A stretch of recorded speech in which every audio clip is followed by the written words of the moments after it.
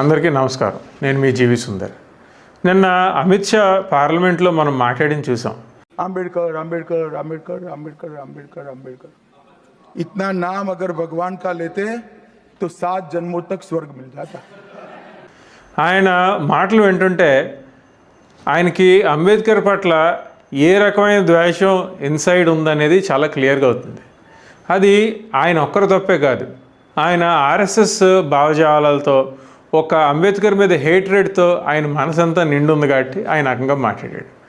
దీన్ని ఖండించాల్సిన చంద్రబాబు నాయుడు గారు మళ్ళా ఇది ఒక పొలిటిసైజ్ చేస్తూ కాంగ్రెస్ పార్టీ వాళ్ళు అంబేద్కర్ ఓడిపోయారని చెప్పి చెప్తున్నారు.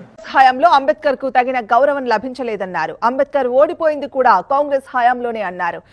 అంబేద్కర్ గారు కాంగ్రెస్ పార్టీలో వాళ్ళ ఓడిపోవడం కాదు సార్. అంబేద్కర్ గారిని గౌరవించింది కాంగ్రెస్ పార్టీ. అంబేద్కర్ గారికి first law minister of this country ఇచ్చింది కాంగ్రెస్ పార్టీ. అంబేద్కర్ గారిని హెడ్ ఆఫ్ ద కాన్స్టిట్యూషన్ చేసింది కాంగ్రెస్ పార్టీ. అంతేగాని మీరు కాంగ్రెస్ పార్టీ గురించి మీరు ఇలా మాట్లాడడం అసలు కరెక్ట్ కాదు అని నేను అంటున్నాను. అదే కాకుండా కాంగ్రెస్ పార్టీ చాలా తప్పులు కూడా చేసింది, అన్నీ కరెక్ట్ చేసిందని చెప్పను. ఒక తప్పు ఉదాహరణగా చెప్పాలంటే చంద్రబాబు నాయుడు లాంటి మనిషిని నమ్మి ఆయనకు మంత్రి పదవి ఇవ్వడం. మీకు మంత్రి పదవే కానీ కాంగ్రెస్ పార్టీ ఇవ్వకపోతే అసలు మిమ్మల్ని ఎన్టీ రామారావు గారు మీ దృష్టిలోనే మీరు పడదురు కాదు, మీరు ఆయన్ని మోసం చేసే పరిస్థితిలోకి వెళ్ళేవారే కాదు. సో కాంగ్రెస్ పార్టీ మంచి చేసింది, చెడు కూడా చేసింది. మంచి ఏం చేసిందో ఈ వీడియోలో చెప్పాను, చెడు ఏం చేసిందో కూడా మీడియా చెప్పాను. కాబట్టి ఒకసారి దాని గురించి ఆలోచించుకోండి.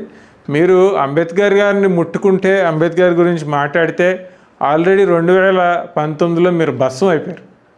అంబేద్కర్ గారి గురించి, దళితుల గురించి మాట్లాడినందుకు మళ్ళా ఇప్పుడు అదే పొగరతో అంబేద్కర్ గారిని తోలనాడుతూ మాట్లాడుతున్నారు. దీనివల్ల మీకు లాభం కలుగుతుందో నష్టం కలుగుతుందో మీరు ఒకసారి ఆలోచించుకోండి.